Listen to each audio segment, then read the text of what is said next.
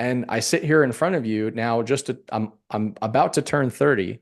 I built a $20 million portfolio, Oh. and it's all because of the mentorship of people ahead of me that I paid for. Welcome to Unstoppable Podcast with Harry Sardinas, inspiring conversations with influential millionaires, investors, thought leaders, entrepreneurs who are making a massive difference with their innovative products and services, and sharing the challenges and wisdom of how they sold their first million. So when was the maximum point that you say, you know what, I'm running this business is not running me, and I'm not gonna ruin my life because of it.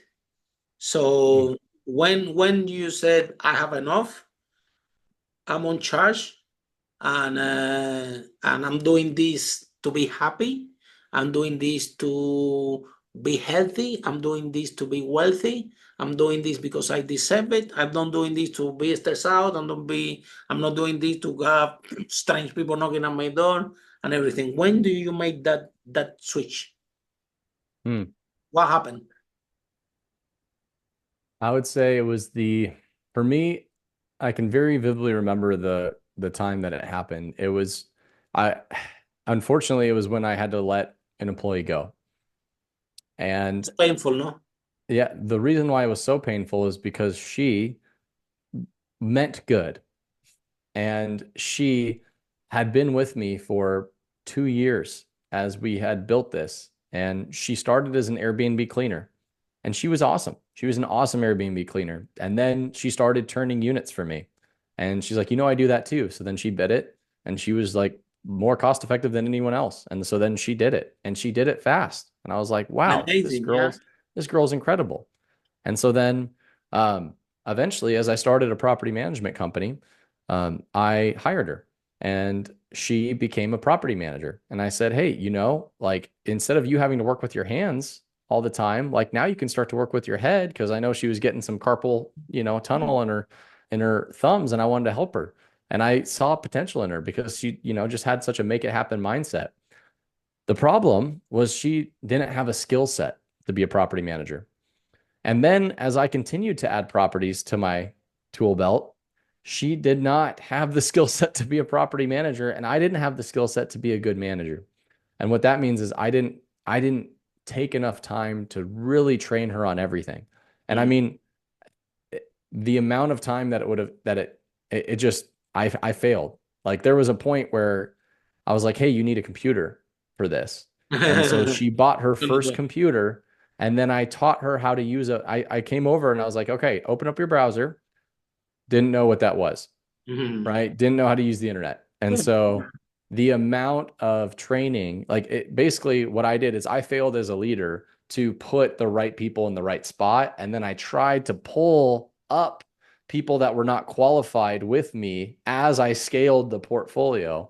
And, it worked when I was at 50 units, and at 76 units, it got painful. And at 110 units, it got broken. You cannot, Yeah. And so then I had to reshape the entire company. And at this point, now we've got 180 units. We've got 6 full-time team members, and things are going so much smoother. And so that was the time I had to make the tough call and say, all right, I'm sorry, but it's just not going to work, because my sanity and my marriage is worth more than me trying to teach you computer skills and do something you're not qualified for. So, yeah. Yeah, I think that we have been there. Honestly, the how we hired the people in our company, right? We look more for that attitude that this girl have, someone that that is proactive, that have that mindset, that can do everything. However, sometimes, I've been there, I understand and resonate with you 100%. I'm a firm believer that everybody can learn and that everybody can grow, yeah. But the truth is that it doesn't always work. It doesn't always work because not everybody have the skill set, or not everybody. I have both examples. I have people that, I have my IT director. I have people that have been working with me from years, that they started with a job very basic, and today they have big roles in the company, and they solve a lot of problems, and they didn't even went to university, but a lot of IT people that go to university, he managed all of them, if that makes sense. You know what I mean? So I have this. However, I can tell you that not always works. This is my dream as well. I like to lift people up like you described, but when it works, it's amazing. Yeah. So, but you have to take this 50-50 chance. For me, that's what I'm trying to do, because I'm looking more for the attitude. I always think, okay, if they have the positive attitude, the mindset, the proactive mindset, I always said, well, eventually everybody can learn. But sometimes, I mean, it's expensive, the learning. Sometimes it takes longer, and it costs money a lot. If you have to, pay the salary, pay for the training, and also lose money because it's no. And at some point, yeah, and I get it, you feel responsible, but in the end, it's a business decision. You have to let that go, because you have to. You are in charge of the boat. If you're not around, it's not only her. It's everybody goes out. The tenant, the property manager, the investor. Who knows? You know what I mean? So it's a bigger picture. So you have to have that mental health stable, because at the end of the day, especially in the property business, you are responsible for everybody.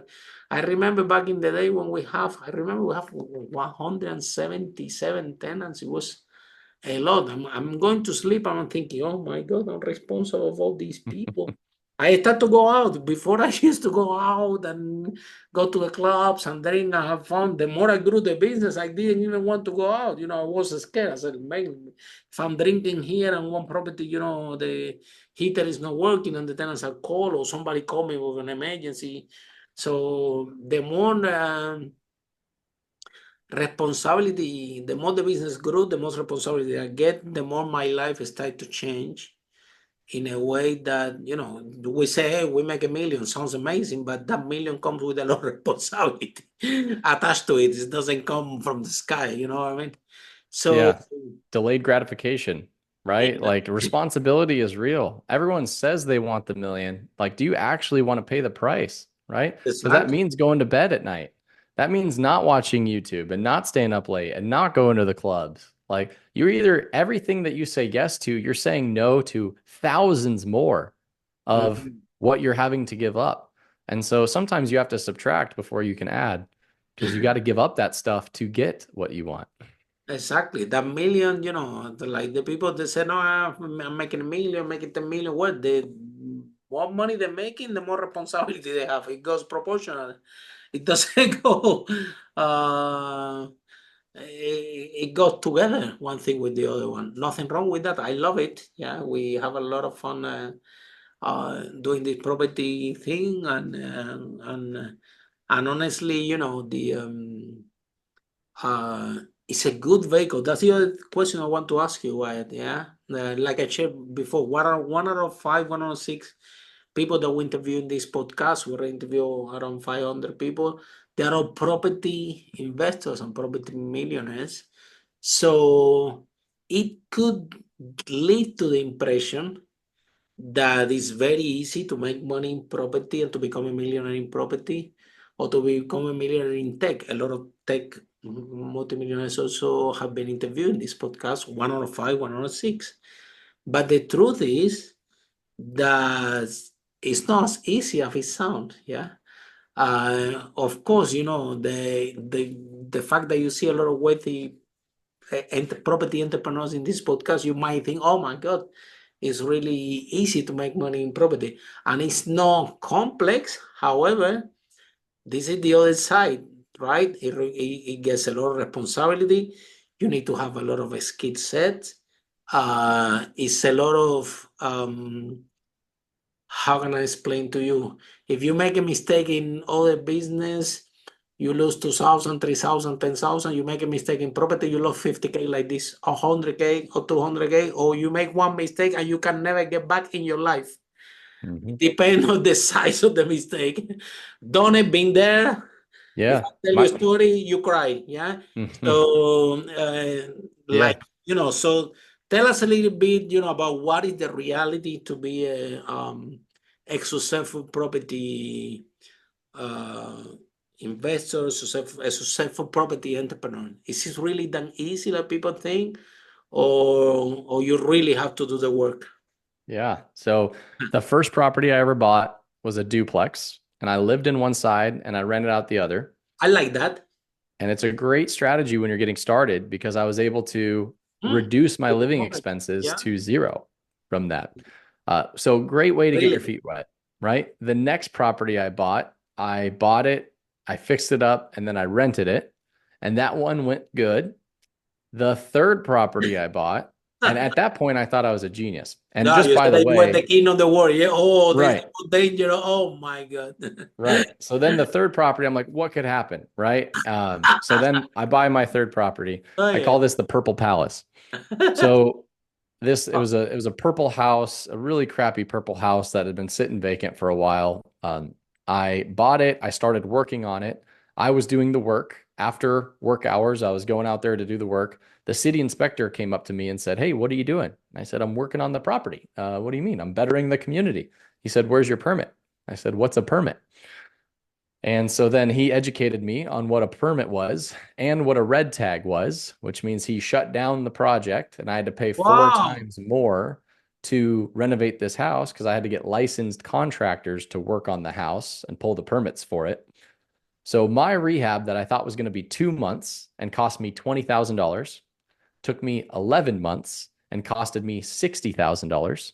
Wow. So I was At this early $40,000. stage. Oh my God. Yeah, so I was $40,000 over budget on this thing. Finally got it rented. It was a pain in the ass. And then the tenant calls me and says, "Wyatt, it smells downstairs." I said, "What do you mean?" So anyways, I go over there and there's sewage all over the downstairs, all over. I'm like, oh my gosh. So then I get a plumber to come out. Turns out this house was built during World War I and it has Orangeburg pipe. Have you ever heard of Orangeburg pipe before? No. I hadn't either. So Orangeburg pipe is basically paper mache that over time turns to dust because they used all the metal during World War I. Oh And my so God. what that meant is I had no sewer line. And so I had to have a plumber come out and dig a sewer line all the way out to the street. Brand new. Oh my God. And then they had to connect to the street. So I had to redo the asphalt in the street. That was another $14,600 that I did not have at the time. And so to your question, I was $66,400 over budget at that point for what I had thought it was going to be. And if I wasn't getting good at my job and making money in my job, I would not have been able to afford this very costly mistake. Right? Yeah. And so to your point, there's a learning curve in everything. It's how do you want to pay for that learning curve? And so you can pay for it in 3 ways. You can pay for it in the School of Hard Knocks, like I did on that project, or you can partner with experience by bringing on someone who's been there, done that, and just pay for it by giving them equity. Or you can pay for it with a consultant and pay them money for someone who's been there and done that to then learn from them. And I can tell you that I would not have been able to scale my portfolio without consulting. And I have paid hundreds of thousands of dollars for consulting for people that are much wiser and older than me to tell me, don't do this, do this.